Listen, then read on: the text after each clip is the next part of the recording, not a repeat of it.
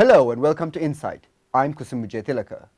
My guest today is Dr. Asanga Welikala, the Senior Lecturer in Public Law at the University of Edinburgh.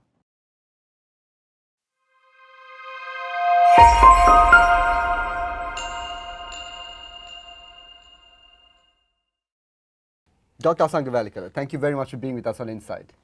Thank you, Kusum. Good to see you. So we're going to jump straight into some riveting conversation about the Constitution. Sure. Now, the Sri Lankan Constitution, as we've been hearing over the last few weeks, we haven't fully implemented it, right? There's an amendment, the 13th Amendment, which is under question. The Sri Lankan government's commitments to it over the past 2 decades are under question as well.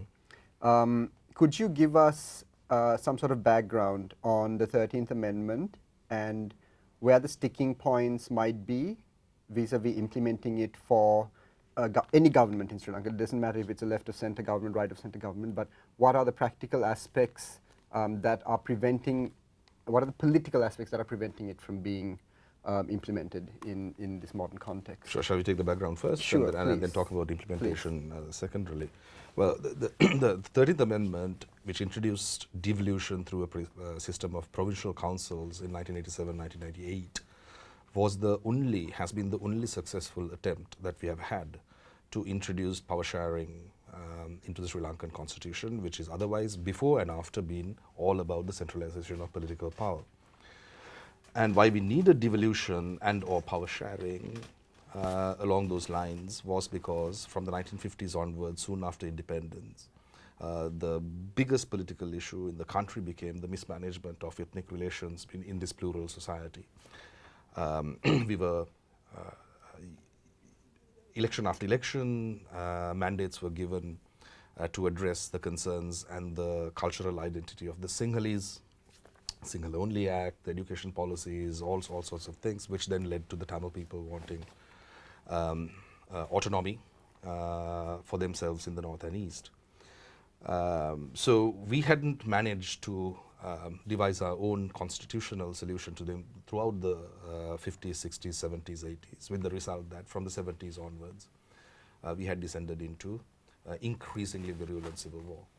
By the 1980s, the situation was so bad with the onset of ethnic armed conflict between the Sri Lankan state and various Tamil political groups that India was drawn into the conflict. And India tried to mediate a solution between the various militant groups at that time, Tamil militant groups and the Sri Lankan government, which then eventually led to an international agreement, the Indo-Lanka Accord, which had two basic elements. One was that India promised to send a peacekeeping force, maintain the peace, and also politically to ensure that the Tamil militant groups, who at that time were mostly operating out of India in the various militant activities in the north and east of Sri Lanka, to disarm them, to bring them into the political process. And on the part of the Sri Lankan government, the commitment under the Indo-Lanka Accord was to introduce the 13th Amendment to the constitution, which would establish a system of devolution, such that people in the northeast could elect their provincial council and have a measure of self-governing powers.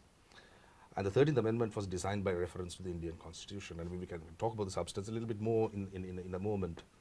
But it is a system, India, that is based on the Indian federal system. And the key difference, however, is that even though it is designed by reference to the Indian Constitution, which is of course a parliamentary and federal constitution, this was fitted into the Sri Lankan constitution, which is a presidential and unitary constitution. So large parts of the 13th Amendment, when you look at the text, resembles the Indian provisions, Indian constitution's provisions with regard to the federal states and so on.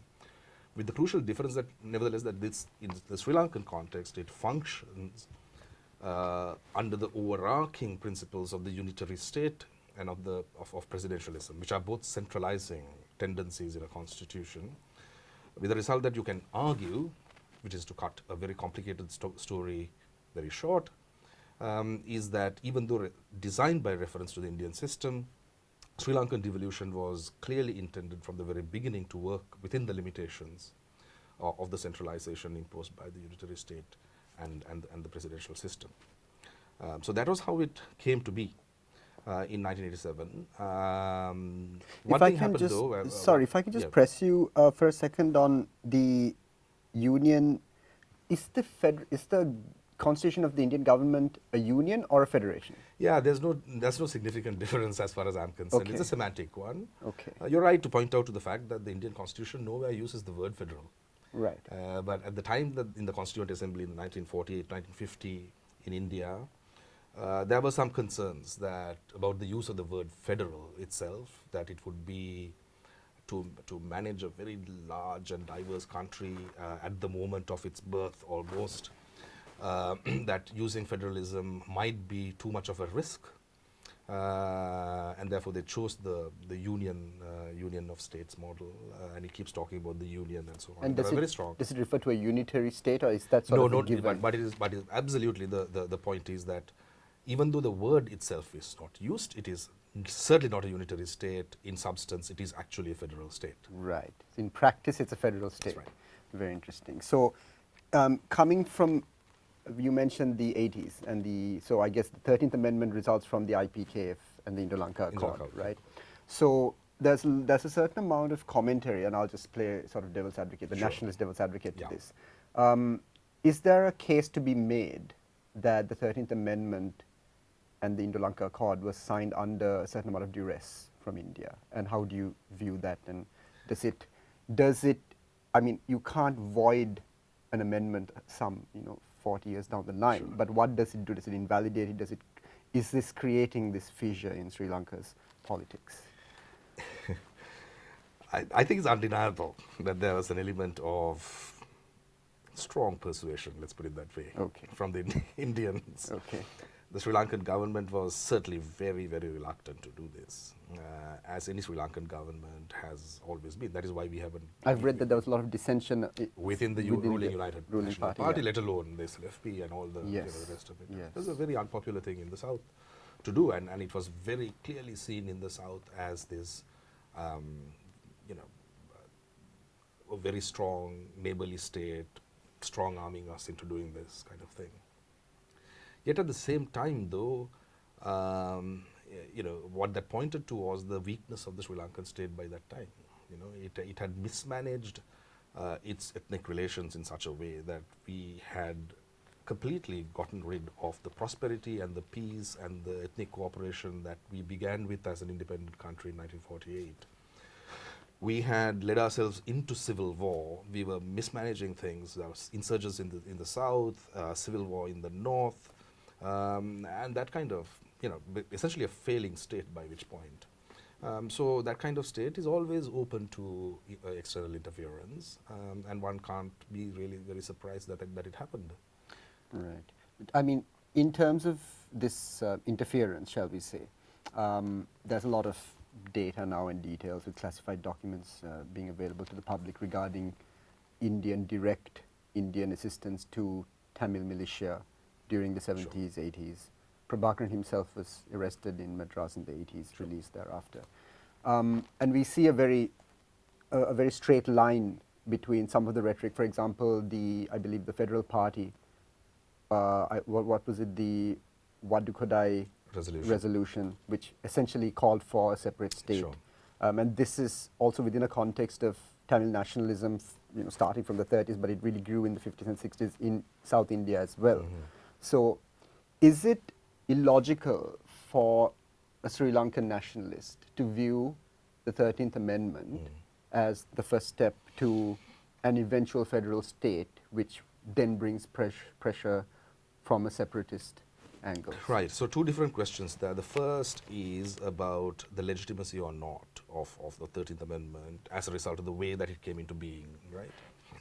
My own view is that in substance, it is the correct thing to do. To devolve power, to share power in a plural polity is a very well-known constitutional... Sorry, Dr. Asanga, to interrupt you. Yeah.